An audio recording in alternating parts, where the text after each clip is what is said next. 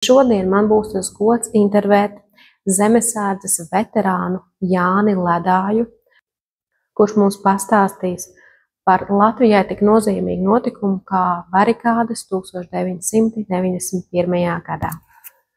Pirms tam dzīvoja mierīgu dzīvi. Un vienu dienu bija atvaļinājumā, aizēju uz cehu pie dēļa uzraksts Tautas fronte dibinās. Tas priekš manīm. Jā. No sākuma mēs bijām mazi, bet pēc tam bija tā kā lavīna. Piedāvāja to īpašos kārtības sargos, un tad ar tiem īpašiem kārtības sargiem, kad sākās strakais laiks, kad aizbrauc lielākā daļa, bija tas Daugavas malā. Tā lielais gājiens, tikšanās, un taisnībai dienā Lietuvā tie omanieši sāk slaktēt, tad tankiem brauc, un es biju Liepāja, te Pukstiņielā, tur mums bija tas tā no vieta, ka mēs satikāmies Rīgā viens iekliedz taisam barikādes, tā pēc tam čēli teica, un tā kā ar lavīnu, ar bloķēja ielas un nobloķēja to augstāko padomjas māju un pārbrauc mājās, čaļi pārģērties. Viņi nākušā rītā, jā, Križnovičs bija, Aivars, Tautas fronte komanda ņēmās Vošinieks, Gaidis, tas ir LNNK čaļiem. Un tad es teicu, ko te es palikšu, te jābrauc pie savējiem. Un sievu ar asarām acīm lūdzās, lai es nebraucu. Mums 4 bērni, 2 puikas, 2 meitenes. Meitenes tikko kāds zimušas bija, dvīnenes. Viņa teica, es neizaudzināšu vienu pat 4 bērnus. Tādi jau ir. Bet beigās viņi saprat, ka man tur jābūt. Cik reizes 2 nedēļu laikā bija iespēja aizbraukt mājās? Jūs teicāt, ka vairāks, ka tāda iespēja bija? 2-3 reizes varēja, jā. Bija speciāla autobusu. Mums jau bija atbrauc vienreiz no Grobiņas, kas tad bija, kur tas Krogs, Jūrpils. Tādu grāpi atveda kaut kādas upi, tur tā ir laukumā. Tur, kas gribēja ēst, tie viss gāja. Jā. Tad atbrauc, atkal citu dienu atbrauc Vismins Imants, tas bija. Tad toreiz bija domas priekšsēdētājs.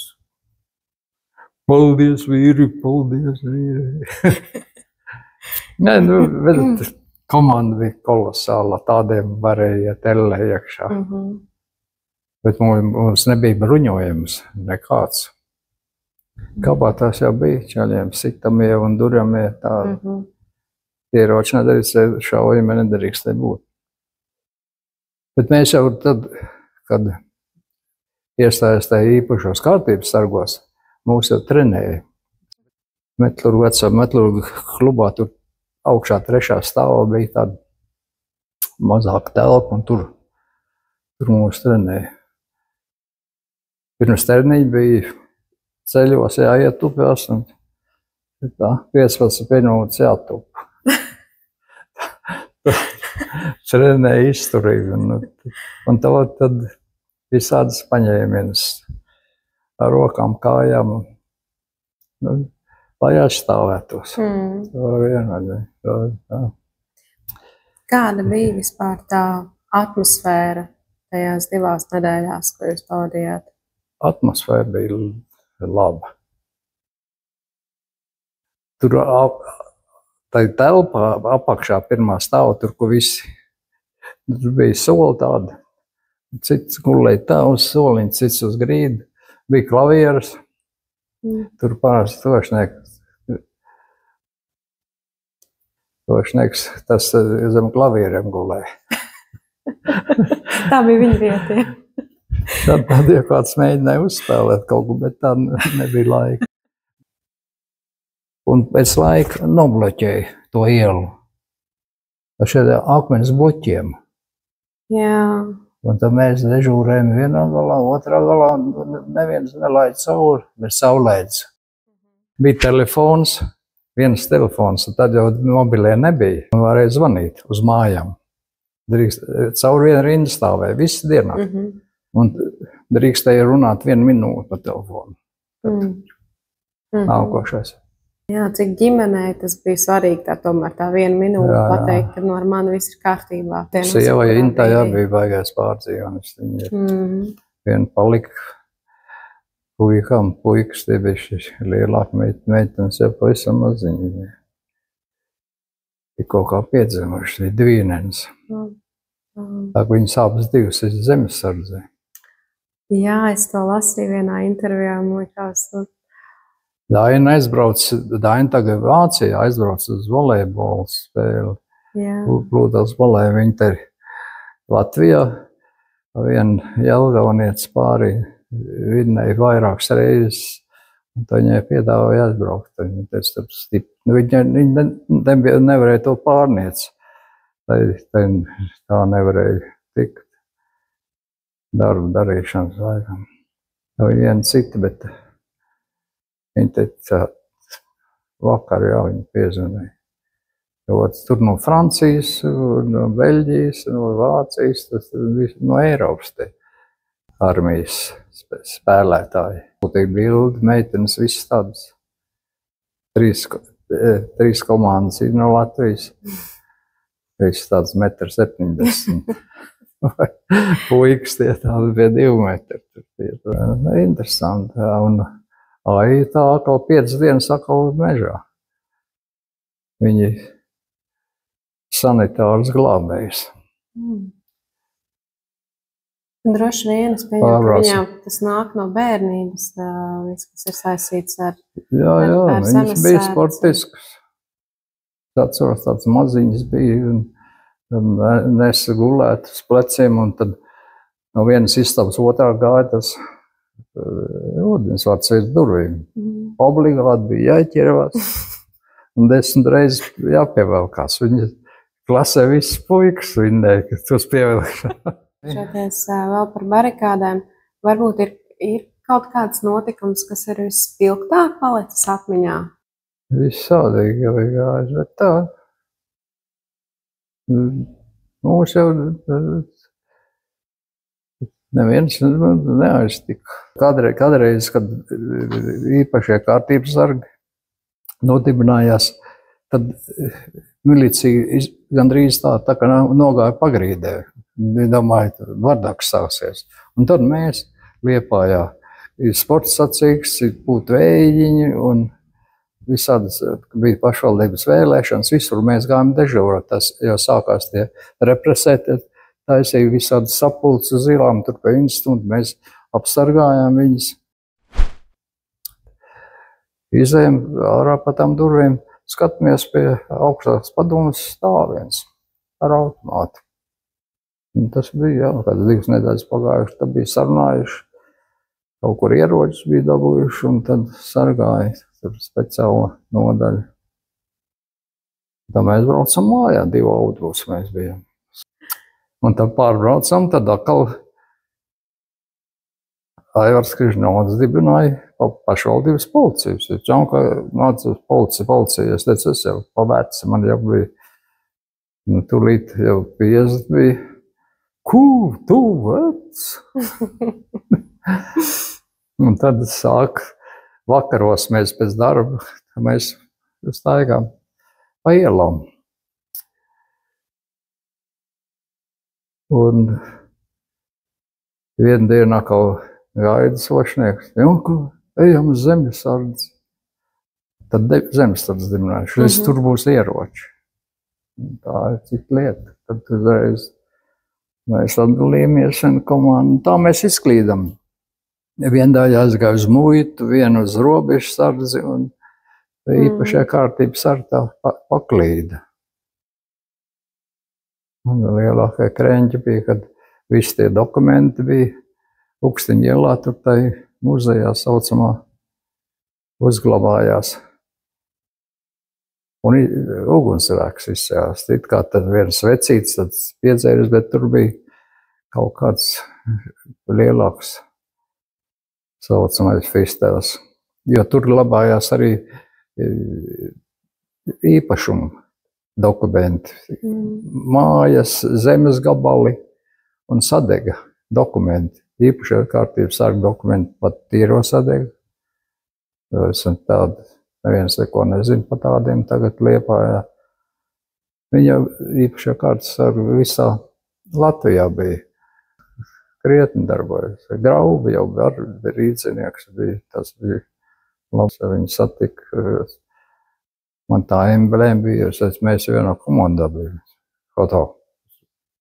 O, jā. Nē, vajag tādu krietni zēnu. Un tad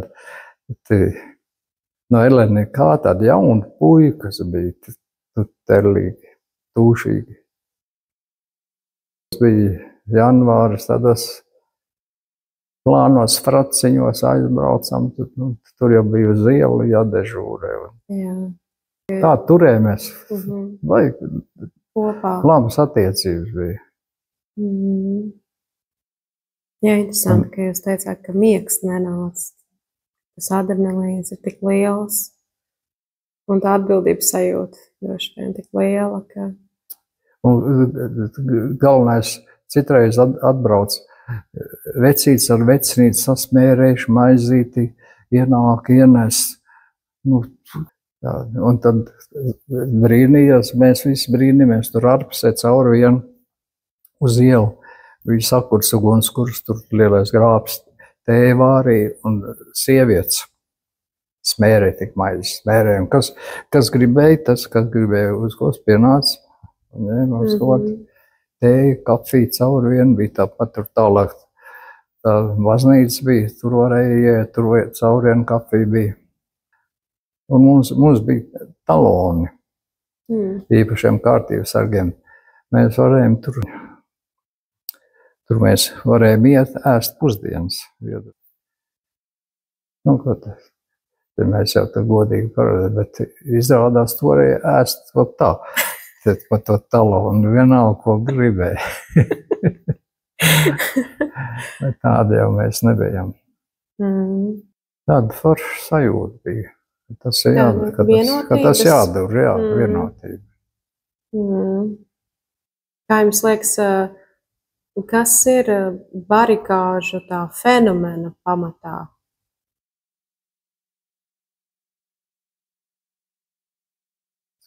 Gribēšana, varēšana. Tas viss bija vienoti. Vienotība kolosāla bija. Un tik viegli sapratāmies. Bet bija tāda baiļu sajūta? Nemaz. Tas jābrīnā. Kā to varētu izskaidrot? Ka nav tā baiļu sajūta tieši tajā brīdī. Tas ir jādara. Tad tas ir jādara beidzot. Tas bija kaut kas fenomenāls, kad tautas frontē visi omīts un opīši sastājas, visas ģimenes. Tā augustā tā jau. Tā mēs vienu daļā ar ieročiem aizgājām mežā. Gaidīja, kas būs, bet Krievi paši savā starpā nevarēja sadalīt valsti. Tā kā jūs joprojām esat zemesardzē, vai pēc notikumiem Ukrainā ir novērots, ka vairāk cilvēku piesakās zemesardzē? Ir, jā. Jauni puiši. Gados arī jau ir. Kādreiz mēs tur Dzintaru ielu, vecākums rādā. Bet bijām daudz liepainieku, mēs gājām. Pirmā parādi bija Orstu malā. Tad dabūjām kaut kādas formas darbus. Tad viena parādi bija pie Ānas baznīcas, tai laukumā. Tad sadabūja kaut kādas fraciņas, tie bija jādod. Es neatdevu. Saģēru, pēc tam izģēru. Trūcīgi jau bija, bet atsūtīja no visādas apmāras tankus no Zviedrijas, no visādām malām. Tagad tādas mundieru un amunīcija. Tad bija namēji 2 dienas mūsu veco sabišķi. Tā bija pamocīja. Tā ir man pat meita, daktereni uzmālēja. Mēs tēlojam, ja ievainātos. Jā. Te uzstāsiet tādu, ka smadzenes nāk ārā, te visu asaņiem dzīvi. Šī no fotogrāfija aizsūtīja mātei, tā gan arī Sirsnieki dabūja. slikti dūši palika. Ar jūs regulāri, vismaz namējā, jūs vienmēr piedalāties? Es piedalos, jā. Mūs jau mazāk trenkā, bet es joprojām. Nu jau nākošu gadu jau būs 35 zemesardzē. Jā. Varbūt iedos kādu medaļu. Lūdzu, iedodiet medaļu. Jā. Maz jau mēs esam palikuši tie, kas no pirmās dienas. Veterāni. Tagad vien ar Virlens un Mārim tam abas kājas izoperēt un tā kā no. Tas 10 gadus jaunāks par mani. Man tas jau varēs operēts un lāpīts. Tāpat futbolu nospēlēja no jaunatnes līdz veterānu komandai. Iespēja. Visu laiku sarkanajā metālurgā.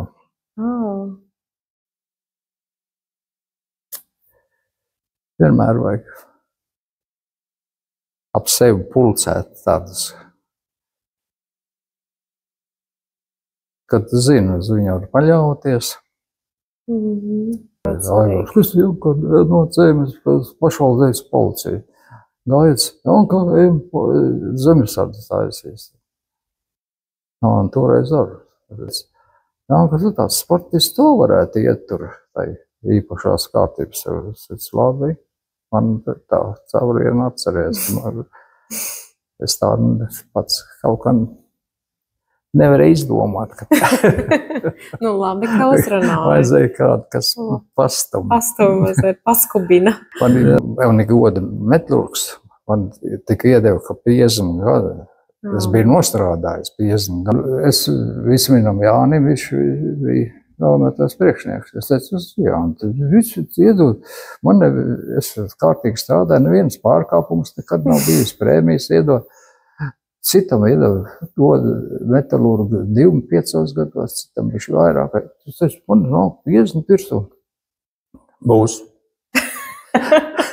Viņi ir jāmāk pašasīt. Es aizēju te uz halu, tur vaļu kādreiz metalurgam bija.